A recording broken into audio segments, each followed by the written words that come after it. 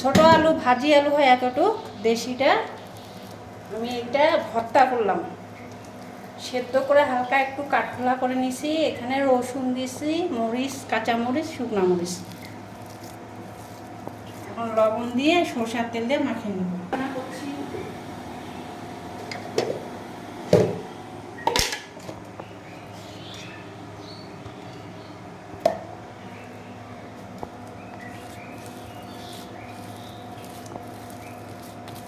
আমাদের রংপুর অঞ্চলের এই ভর্তাটা বেশি খায়, ধরতে গেলে এটা খুব বিখ্যাত বলতে হয়। এটা পান্তা ভাতের সঙ্গে আর গরম ভাতের সঙ্গে ভালো লাগে খাইতে।